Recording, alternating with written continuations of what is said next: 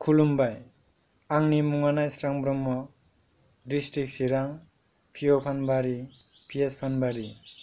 दायो आं खन्थाइ बिबार हान्जानि जर'खा अनलाइन भिडिअ खन्थाइ आवरायनाय बादायलायनायाव आंनिनो सोरजिनाय दोंसे खन्थाइजों बे हाबाफारिखौ मेहेरगोनां खालामनो थाखाय बाहागो लानाय जाबाय। आंनि खन्थाइनि मुं गोरलै बिलाइ।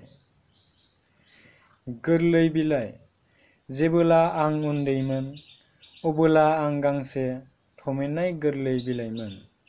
मिथिंगानि सोमखोर समायना गोथां बारहावानि गोजोन सुदेम बुब्लियाव गेले गेले बारबोनाय बै समफोरा दाबो जाखांफैयो आंनि गोसोआव।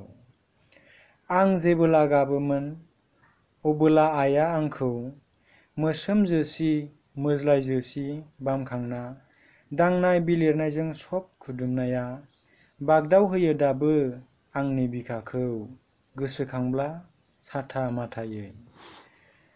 मुरुलांनाय आंनि बे बैसोआ दाबोनो बावाखै गारबोनाय आंनि जिउनि बै दैथुनफोरखौ। आरो हागोन ना बेखौ बावगारनो? सोंथि सिखारसै गावखौनो गाव।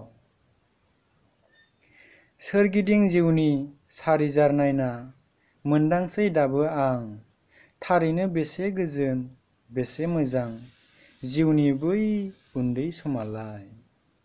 हास्थायसै दाबो गोसोखांब्ला मोनफिननो गावनि जिउखौ गारबोनाय उन्दै बैसोनि महराव। नाथाय मा खालामनो आंबोदि सासे सुबुंसासोलाय। गांसे गोथां बिलाइनि समान आंनिबो जिउआ।